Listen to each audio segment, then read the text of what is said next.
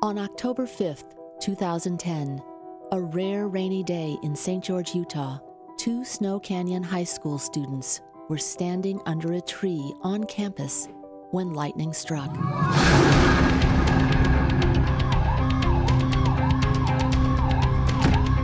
In an instant, the lives of Alex Lamson, 17, and Dane Zadunich, 16, were changed forever. As far as I remember, and as far as anyone else has told me, there wasn't really a warning. It was just completely out of the blue, just, giant bolt of energy, and then we were, just, dead on the grass. But I was actually getting oxygen the whole time, thanks to the first responders. I'm grateful to them and everything they've done for me, and, because they, in a way, make the rest of my life possible. I think it was Mr. Hansen and Mr. Hurt that were doing CPR on me, and I owe both of them, obviously, my life. If it wasn't for them and their quick action, I'd either be a vegetable or dead. The hospital here wasn't exactly equipped to handle cases like ours, so that is the reason we were taken and life flighted to the Vegas hospital, which was better equipped to handle our exact case. I had to be sent down to Vegas because I had damage in my central and peripheral nervous systems. They weren't equipped to deal with those here. My next coherent memory really was waking up in the hospital. I think it was a day and a half to 2 days after the strike had happened. The first memory I had was waking up in a bed that was too small for me because I was in the pediatric unit, and everything was yellow because my eyes were still burned. Thank you for showing Dane and I your support. Thank you for putting this show on for us, and thank you for everything that you've done to make our lightning strikes not a completely and horrible waste of life. I had 40% of my body was burned. The other one was my hands didn't work. I couldn't grip anything, I couldn't eat. Incredible exhaustion after that ordeal, almost like I was in a dream, I was just barely there. I don't think it would have been avoided. There would still be damage, but it might not have been as bad if I had gotten treatment immediately.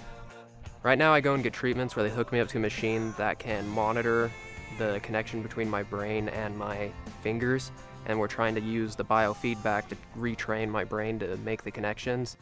I don't remember a lot of that day. Apparently, when we looked at the video right before the strike, I did the Bieber hair flip, which is that little number. And then you looked off in the distance? And then I looked off into the distance dramatically, as if I knew, and then bam. It went into me right here and came out my elbows and fingers. It went into his head and came out my feet on individual arc. But I'm basing it off of videotape. For all I know, the videotape could be fake, and I was just thrown in the hospital as a government experiment.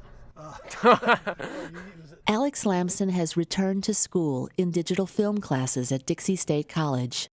As part of their recovery, Alex and Dane will try to reenact an event they don't even remember.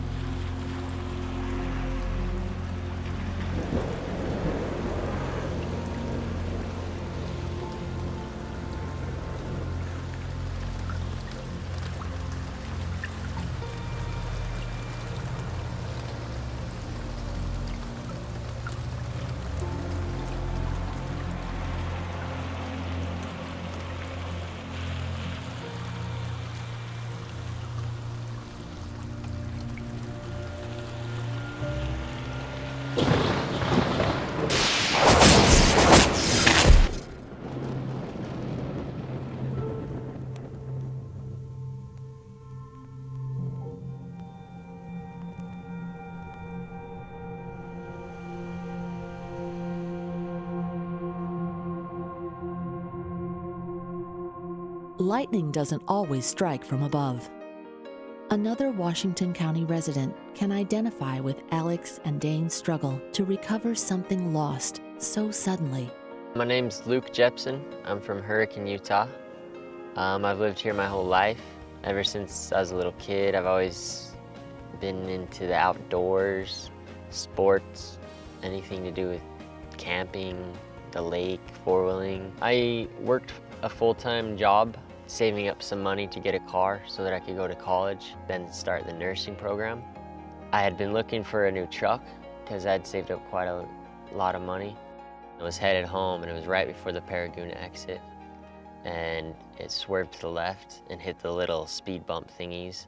So I jerked the wheel a little bit to go back into the road, and I overcorrected. It veered off to the right side. We think it rolled 6 to 8 times. I had my seatbelt on, but the door opened up and it shut on my head, and then it ended up landing on its tires. I was awake for the whole thing, so I remember everything. I felt as if I was dying because I couldn't move. It was hard to breathe because I collapsed a lung. And I remember crying and telling my friend, tell my mom this, tell my grandma this, just kind of giving my last little speech, whatever. From then, life flighted me to Vegas Hospital. When I first got there, they put me directly into surgery.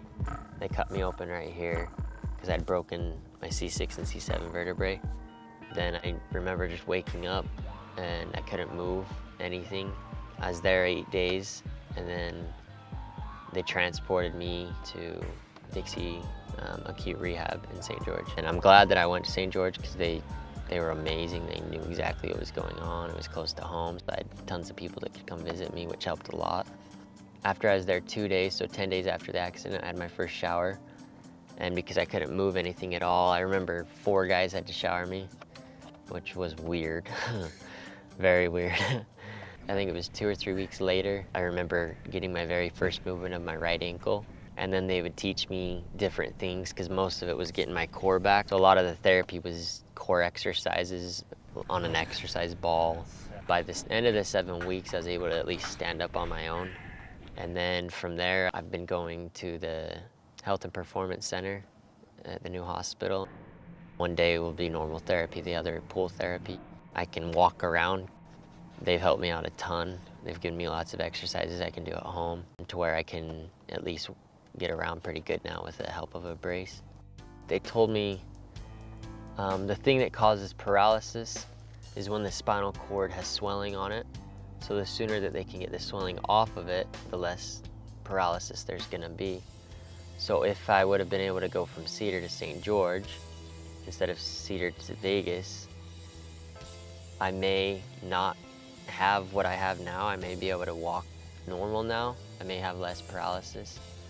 So anyone that's willing to donate money to help out technology, to help people that go through accidents, to help them come back to normal, that's awesome. This is my time, this is my tale.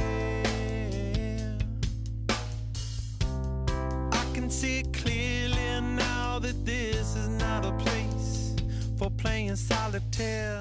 I'm going to start school here in a couple months.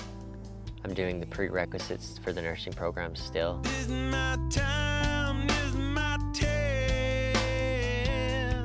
While Alex, Dane, and Luke are on the path to recovery, we are hopeful that life flights in the future will be incoming instead of outgoing. Your donation to upgrade the Intermountain Healthcare Trauma Unit will benefit those yet to come whose lives are put at risk when lightning strikes.